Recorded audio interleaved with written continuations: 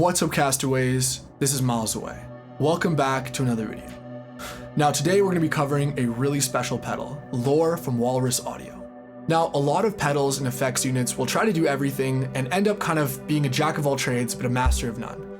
Now Lore from Walrus Audio is absolutely not this. Lore is unabashedly an ambient powerhouse. So if you like atmospheric music, textures, stuff like Brian Eno, Olafur Arnolds, you're going to absolutely love this pedal. Now, at its simplest, Lore features 2 DSP effects and 2 analog feedback loops that will interact together and let you create these amazing, washy, organic, unpredictable textures and sounds. In the demo track you just heard, every single effect was done using Lore. Even the strings and the brass will run through Lore as an auxiliary send. I think this just goes to show about how well this pedal does those huge, massive, you're on the top of a mountain type sounds. But it also, of course, does these sensitive, quiet ambience equally well. In this video, we're going to go through a tour of the pedal, listen to all 5 algorithms, learn the controls, do some pros and cons, and of course end off with a couple more sound examples. Feel free to use the chapters provided to skip around, and as always, if you do enjoy this video, please leave a big fat thumbs up, please subscribe. I really appreciate you guys helping my channel grow. We just hit 12,000 subscribers, that's amazing, so let's keep it going. Alright guys, let's get started. All right, so here we are with the Lore. Now, the first thing you're going to notice is that all the controls are really hands-on on the front panel. There's really no hidden menu diving or anything like that, so it makes it a really organic pedal to use. So we're going to start off with a sound. I'm using the Argon 8 here. Now, it's a really nice wavetable-y sound. It doesn't have too much low end, and I found that with the Lore, because it's such a full and rich pedal that adds so many harmonics, it's almost better when using synths to start with a really kind of cold, metallic, light, kind of not too heavy of a sound, because the Lore will add in all of that richness for you and add in all of those sort of low mid frequencies. I tried with all of my different synths and I didn't find that the Lore worked as well with something like a Moog or a really fat analog mono synth as it did with something like this Argon, which is a bit, brighter, a bit more sterile, because the Lore is going to add in everything that you want to add in. All right, so let's enable the pedal. Sounds like this right off the bat.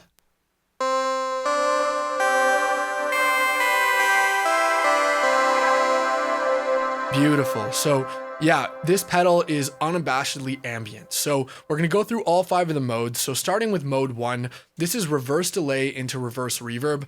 This is really honestly one of my favorites right off the bat. So what the Lore is really capable at is creating 2 separate feedback loops, which are going to each do different things. So feedback 1 is going to be for the reverse delay, and feedback 2 is going to be for the reverse reverb.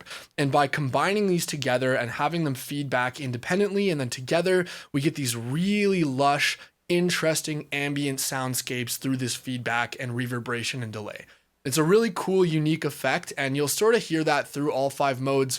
They all do kind of have that similar DNA, and it's great variations on that idea of reverse and feedback. So let's go through the controls here. So all right, so the controls will generally do the same thing, but with small variations for each one.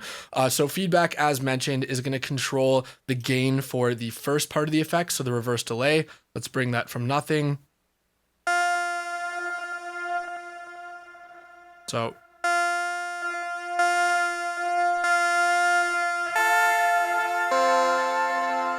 awesome, and then next up we've got the regen, which is going to control the feedback for the second part of the effect. For this mode, the reverse reverb.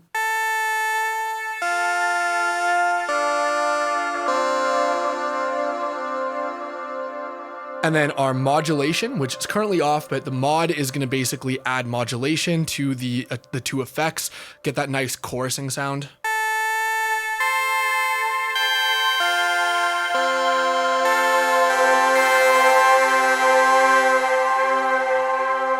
Beautiful. I love that slow modulated sound.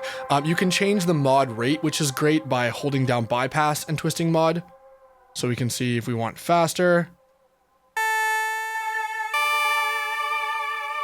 You can hear that it's really wobbly and fast. I prefer it more slow, but let's, it's there if you want to change it. It's good to have that extra control. So we'll do a nice slow one like this. Next up on the controls, we have X, which is kind of the X factor. It's gonna change on each preset, or on each algorithm rather. On this one, it's gonna basically choose whether our delays are fully reversed or not reversed. So right now we have it all the way to the left, which means the delay is not reversed. Just a basic delay. And then if we turn it all the way to the right, we're gonna have a fully reversed delay.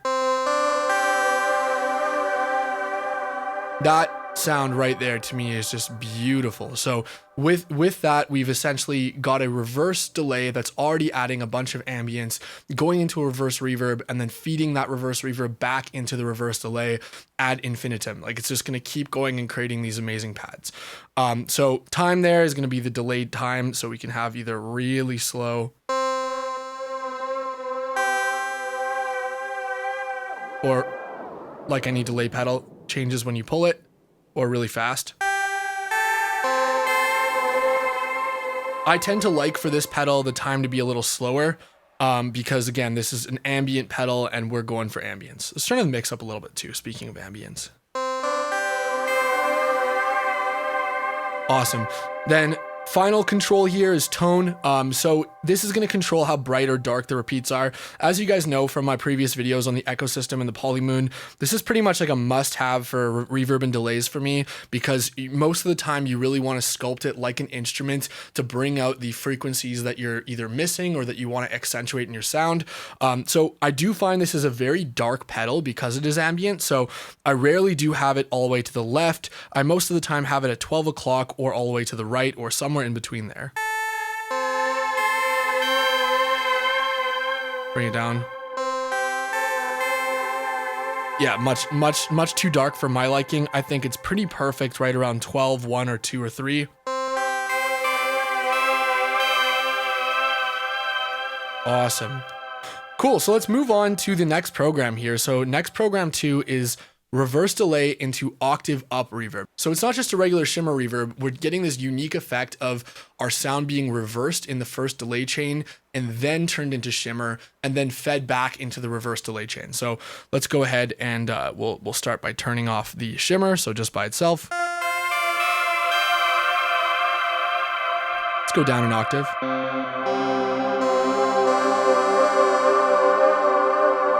Man, that's beautiful already. And we bring in shimmer.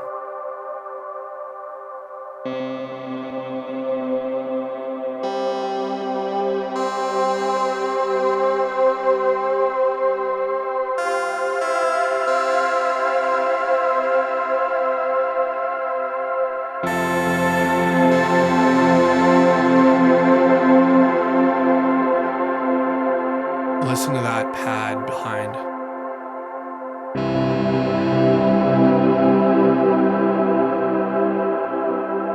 Absolutely beautiful sounding.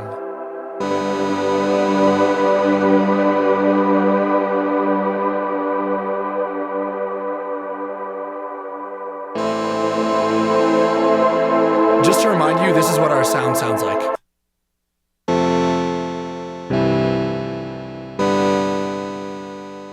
It's like the most basic sounding wavetable pad, and then bring it back.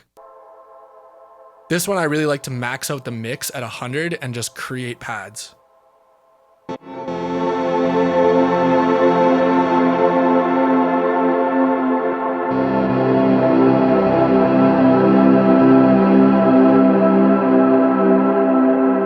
Absolutely gorgeous.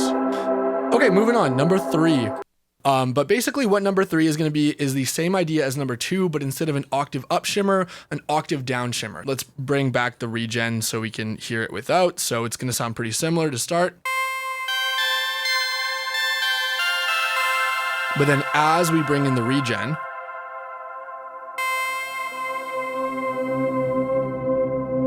we're getting that octave below. This one is really, really nice for drones.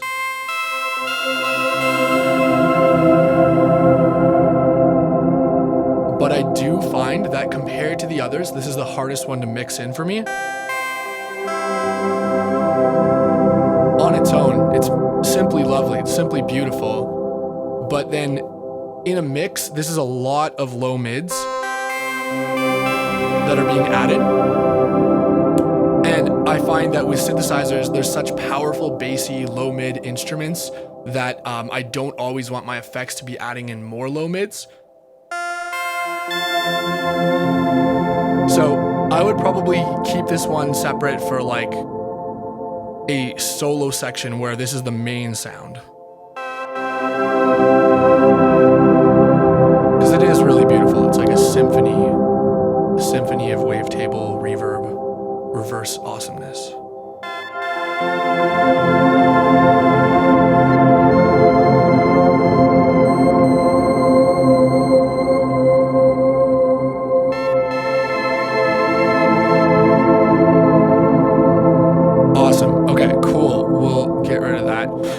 Because we are on to program 4, which is my favorite on the whole pedal, and one of the things that got me really interested in doing a video on this pedal to begin with. Now, you guys know I love reverb. Program 4 is a reverse reverb into a forward reverb. So this is just supremely awesome for ambient. This is instant ambient textures, feels, everything. What we're going to be able to do here is we're going to be able to combine the 2 separate reverbs. So we'll bring everything back down to start here. So by starting out, we have a octave down reverb for feedback, an octave up for regen, and we can kind of mix and match them together.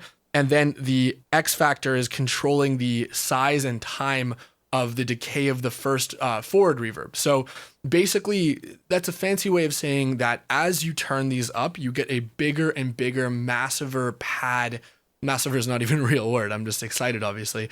You get a bigger and bigger and more massive sounding pad behind your synth that has all these incredible overtones and then is being reversed and fed back into that reverb again. So it can get out of hand quickly, but it's also just like perfect for the kind of textures I like to make. So again, our sound with nothing. Super basic.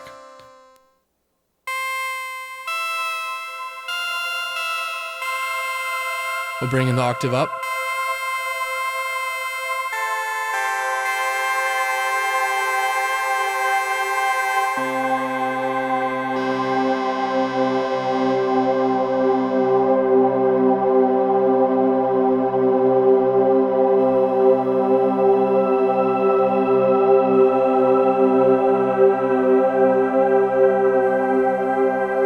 Bring in the octave down a bit.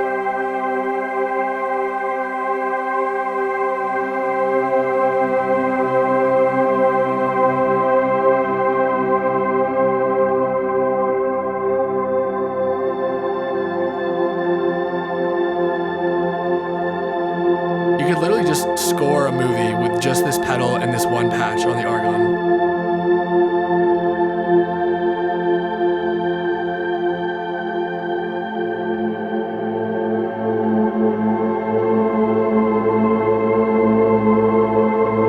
Massive. The time knob on this one also is pretty cool. Because instead of, there's no delay in this one. This is the only program with no delay. So it actually affects a sort of time stretching style effect on the reverb. So you can get a really small, fast room for that sort of weird time stretch, low quality effect. Or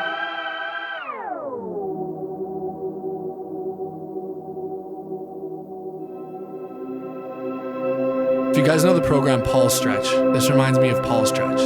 It's just these like epic, cavernous, long room pads when it's fully stretched. On to the final program. This is probably the most experimental of them. So what we're going to do here is we are going to have 2 dueling pitch delays. So the 2 pitch delays, they are going to have different sort of pitched intervals, and they're also going to be able to feedback with each other and kind of work together. So at a lower rate, it's going to sort of do these interesting reharmonizing things, and at a faster rate, it's going to just create absolute chaos. So let's hear what it sounds like.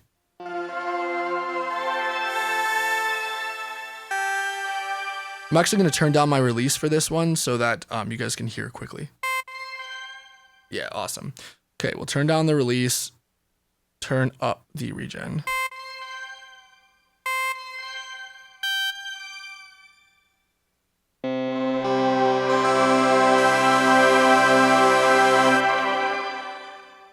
And the X knob here, it actually just changes the order of the different intervals, which is really trippy and you can get weird.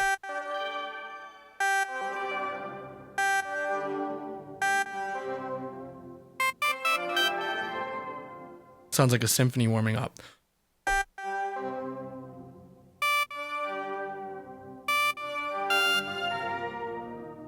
Yeah, so you probably have to find the right intervals. In my experimentation, I found that going all the way to the right to the one where it's going to go specifically up in octaves and fifths, that's probably the most usable one for me. So let's go ahead and turn down the filter here. And I'll try to just get a basic sort of idea going where you can hear how that might sound in a musical context.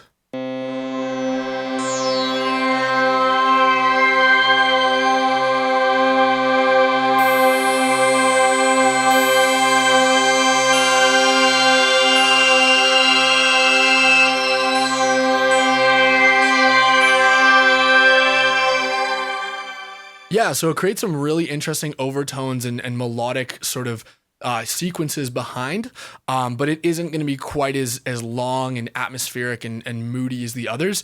So yeah, definitely the most experimental mode, and I'm stoked that it is there. So for the final feature here, there's a really cool dive and rise feature that I'll go through briefly. So I went back to the first algorithm, as it's one of my favorites. So if while you're playing, you hold down the bypass knob, it's going to either go down an octave or up an octave, which can create some really interesting textures behind your sound. So I'll play a basic chord here, and then we press bypass.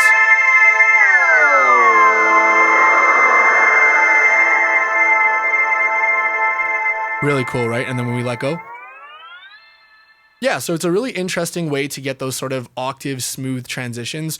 And if we press both at the same time, we can switch it to going up. And that's really great if I want to do like, before a drop or something like that in my song, to go up an octave to add emotion right before with the texture. So something like this.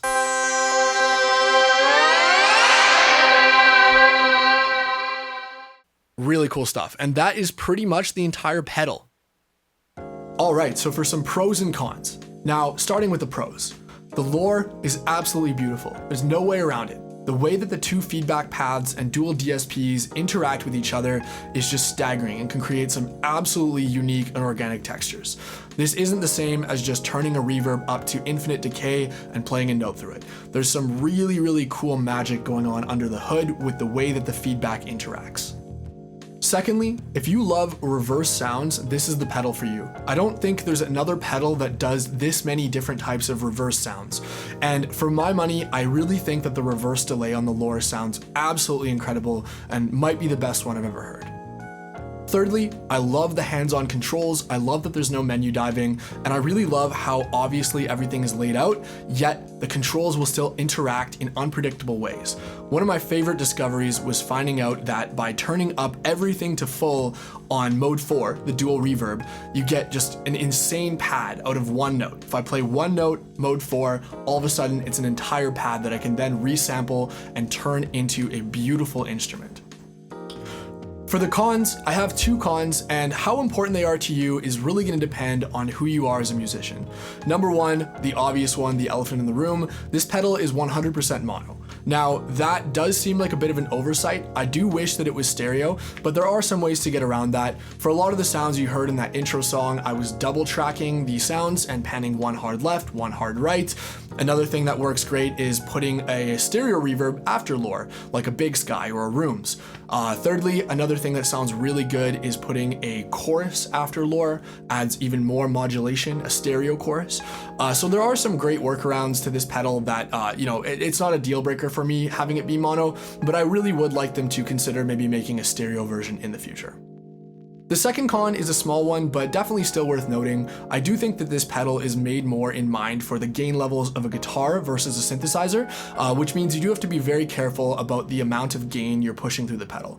As a good practice for all pedals, you should always start with your gain off and slowly turn it up, but the Walrus Audio lore, it definitely does clip a little sooner than I would like it to, so you have to be very careful at the levels you record it. A great workaround for this is by after recording the lore, you using a preamplifier or a preamp plugin, or really any kind of gain boost pedal after to bring back up that gain that you've lost, and it sounds awesome. It's a relatively low noise pedal, so there's no major issues there with the gain staging. Alright guys, and that pretty much brings the video to a close. As always, thank you guys so much for watching. If you did enjoy this video, please leave a like, subscribe. You know the drill by now. I really appreciate it. And let's jump to a couple sounds for the outro. Peace.